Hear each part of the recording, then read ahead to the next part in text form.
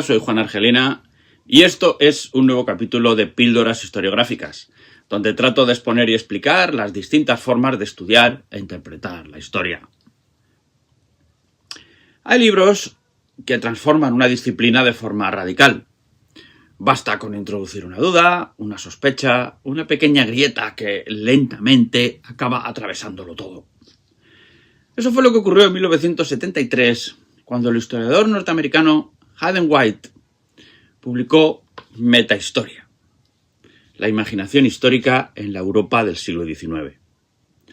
Porque después de este libro, la historiografía ya no ha podido volver a contemplarse a sí misma con la misma inocencia. White no fue simplemente un historiador más, o un filósofo de la historia en el sentido tradicional. Fue algo más incómodo.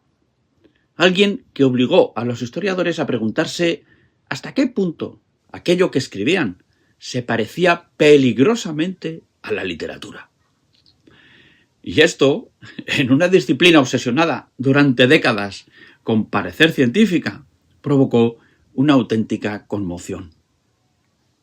Voy a leeros primero algunos pasajes del libro.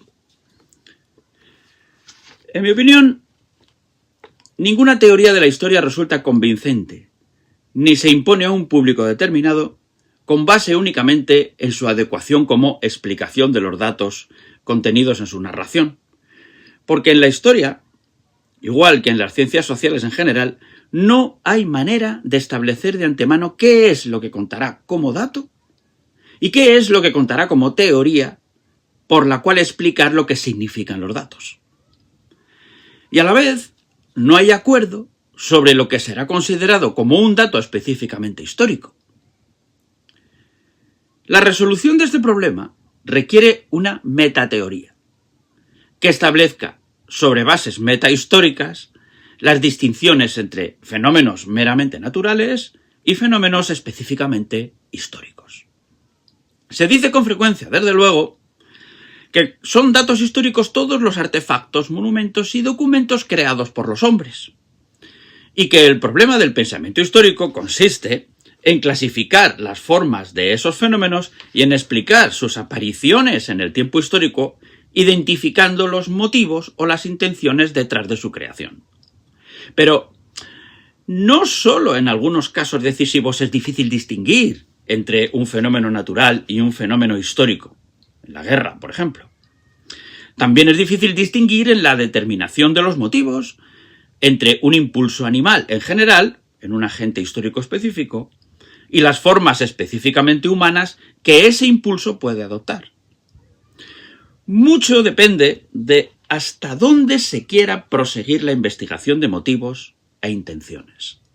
Se puede tratar de penetrar en la conciencia, donde motivos e intenciones se funden primero con procesos psicológicos, después con procesos biológicos y por último con procesos físico-químicos en las profundidades del ser humano.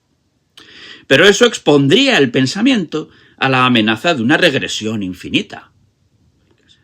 Así los historiadores, por fuerza, están en desacuerdo no solo sobre la cuestión de cuáles son los datos, sino también sobre la forma de las teorías por las cuales esos datos son constituidos como problemas y luego resueltos al ser fundidos con ellas para producir explicaciones. Cuando uno lee hoy este texto, quizá no percibe inmediatamente el alcance de la ruptura que contiene.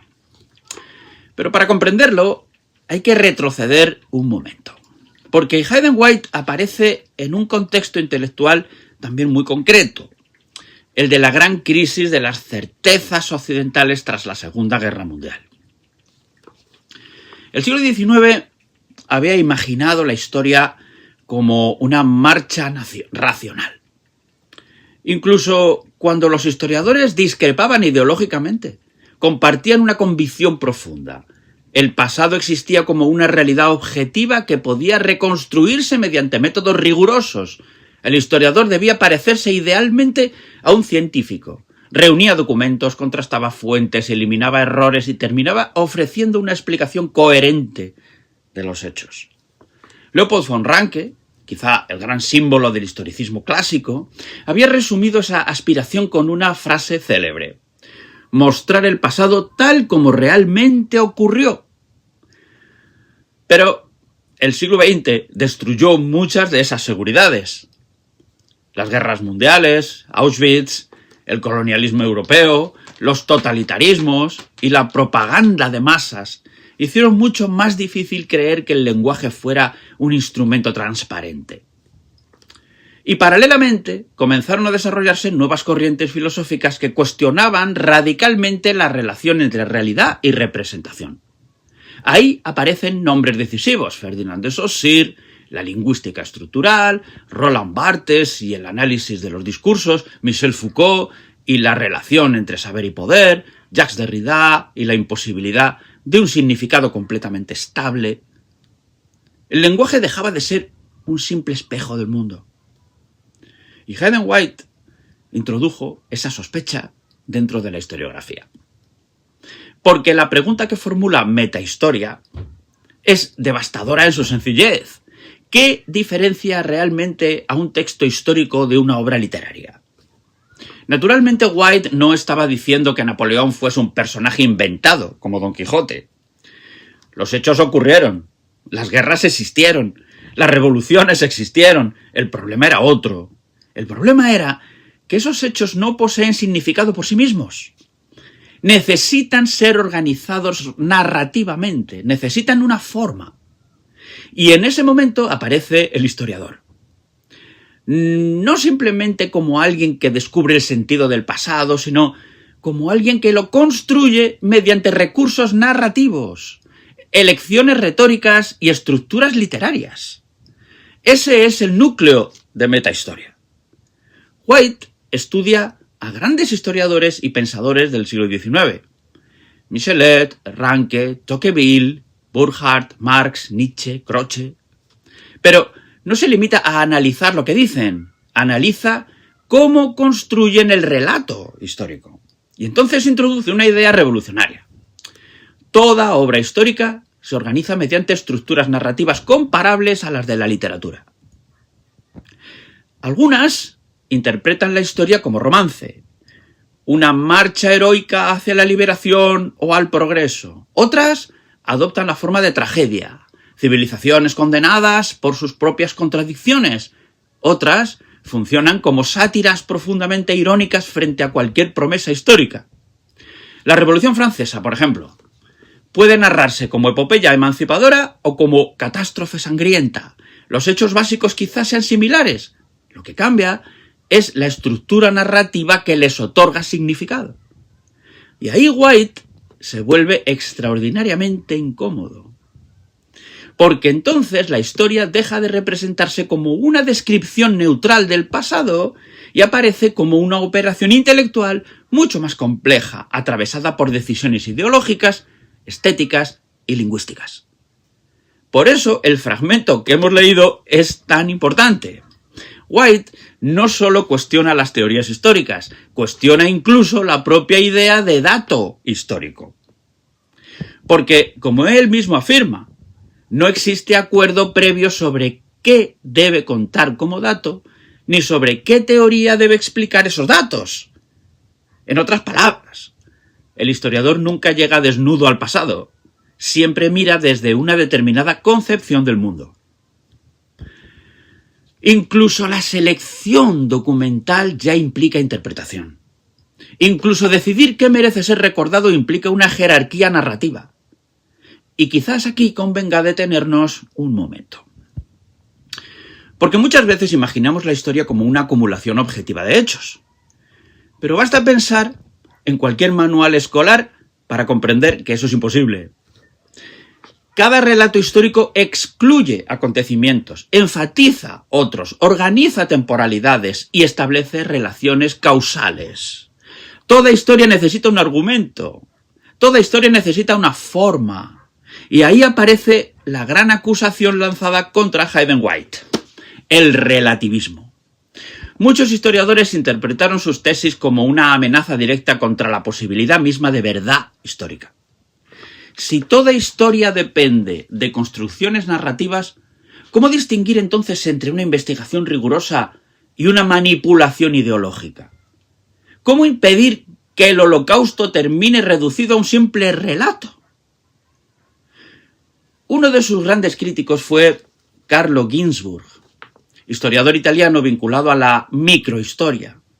Ginzburg acusó implícitamente a ciertas corrientes postmodernas de borrar precisamente, peligrosamente, la frontera entre historia y ficción. En obras como El hilo y las huellas, defendió la importancia de los indicios, las pruebas y la relación material con el pasado. La discusión era mucho más que académica, porque detrás de ella aparecía una cuestión profundamente política y moral. ¿Puede sobrevivir la verdad histórica en una época dominada por narrativas enfrentadas? Y sin embargo, White nunca negó la existencia de los hechos. Lo que negaba era que los hechos hablasen por sí mismos. Esa es la diferencia fundamental. Auschwitz existió, pero incluso Auschwitz necesita ser narrado históricamente. Necesita una forma discursiva capaz de convertir el horror en conocimiento histórico inteligible. Y precisamente ahí aparece el problema ético de la representación. ¿Cómo narrar el horror sin traicionarlo? ¿Cómo evitar que el lenguaje termine domesticando aquello que intenta escribir? Estas preguntas influyeron enormemente en autores posteriores como Dominique Lacapra o Frank Ankersmit, que desarrollaron reflexiones sobre trauma, memoria y representación histórica. Y quizá por eso Hayden White sigue siendo tan actual. Vivimos rodeados de conflictos de memoria, guerras narrativas, relatos nacionales incompatibles, disputas sobre el colonialismo, la identidad, genocidio o memoria democrática. Cada sociedad intenta imponer una determinada forma de narrar el pasado. Y precisamente por esto, Hayden White continúa resultando incómodo, porque nos obliga a comprender que la historia nunca es completamente inocente. Detrás de toda narración histórica existe siempre una determinada visión del mundo, una selección, una exclusión, una jerarquía moral. Quizá esa sea la gran lección de metahistoria. No que la verdad histórica sea imposible, sino que toda verdad histórica pasa inevitablemente por el lenguaje. Y una vez que comprendemos esto, la historia deja de ser únicamente una acumulación de datos para convertirse también en una reflexión sobre la manera en que damos sentido al pasado. Tal vez por esto, Hayden White sigue provocando tanta fascinación y tanta resistencia medio siglo después. Porque destruyó algo que muchos historiadores necesitaban conservar: la ilusión de neutralidad. Y hemos llegado al final. Si os ha gustado el vídeo, dadme un like, suscribiros al canal y ponedme un comentario. Gracias.